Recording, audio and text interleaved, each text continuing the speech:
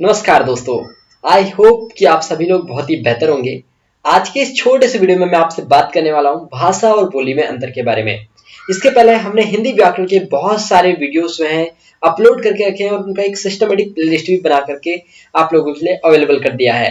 और दूसरी बात ये, अगर आपको ये सारे हिंदी के टॉपिक्स का पीडीएफ चाहिए कि एक ही जगह पे आपको सारे टॉपिक्स मिल जाएं एज इट इज अच्छे से पीडीएफ में, तो आप हमारे टेलीग्राम ग्रुप पर भी जाकर के इन सभी पीडीएफ्स को फ्री में डाउनलोड कर सकते हैं। टेलीग्राम ग्रुप का लिंक है आरजू इंस्टीट्यूट करके, आपको डिस्क्रिप्शन बॉक्स में भी ये लिंक मिल जाएगा। अभी हम बात करते हैं भाषा क्या होता है, बोली क्या होता है। अगर इंडिविजुअली अगर दोनों को समझना चाहें तो भाषा क्या होता है, एक सिस्टमेटिक तरीके से बनाई गई होती है, लेकिन बोली सिस्टमेटिक तरीके से नहीं बनाई गई होती है। अब जानते हैं अंतर। तो अंतर में देखिए, पहला अंतर लिखेंगे आप, भाषा का क्षेत्र विस्तृत होता है। तो आपको अंतर पूरे याद नहीं करने दोनों साइड के, आपको सिर्फ किसी भी एक साइड का अंतर याद करना है, दूसरे साइड का अंतर आपको ऑटोमेटिकली पता चल जाएगा। ये तो बात आपको क्लियर हो गई होगी। अब देखिए, भाषा का क्षेत्र जो है अगर वो विस्तृत है, अगर मैं बोलूं कि भाषा का क्षेत्र विस्तृत होता है, तो बताइए बोली का क्षेत्र कैसा हो जाएगा। तो आप लिख सकते हैं बोली का जो क्षेत्र है वो सीमित हो जाएगा। कैसा हो जाएगा? सीमित हो जाएगा। अब दूसरा अंतर देखिए, भाषा का प्रयोग साहित्य व शासकीय कार्यों में होता है। तो बताइए बोली का प्रयोग फिर आप कहाँ करोगे? आप बोलोगे कि बोली का जो प्रयोग है साहित्य व शासकीय कार्यों में नहीं होता है। क्या? बोली का जो प्रयोग है वो साहित्य व शासकीय कार्यों में नहीं होता है। तीसरे अंतर की बात करते हैं कि भाषाओं में एक से अधिक बोलियां हो सकती हैं, लेकिन बोलियों में ऐसा नहीं होता है। तो आप लिख दीजिएगा कि बोलियों में भाषाओं का समावेश नहीं होता है। क्या?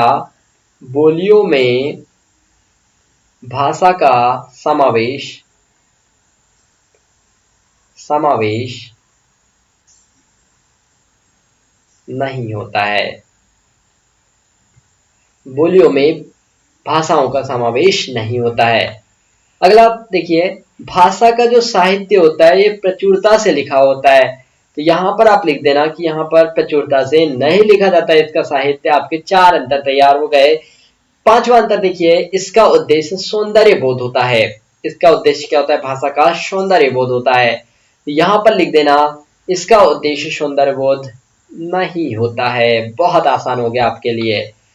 आखिरी पॉइंट आप लोग लिखेंगे कि इसके उदाहरण दे देंगे। जैसे भाषा का उदाहरण हो जाएगा हिंदी, अंग्रेजी, जर्मनी, ये सब क्या है? एक भाषा है।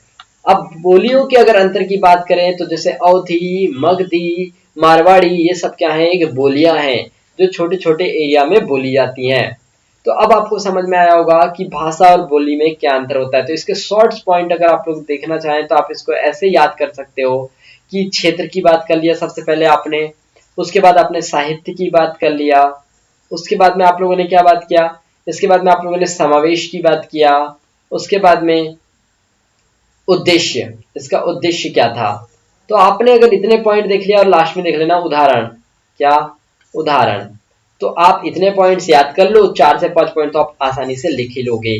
ठीक है। सो आशा करता हूं कि आप लोगों को ये वीडियो बहुत ज्यादा अच्छा लगा होगा, आपने वीडियो से कुछ नया सीखा होगा। ओके, सो धन्यवाद। बहुत जल्द मिलता है एक नए वीडियो में।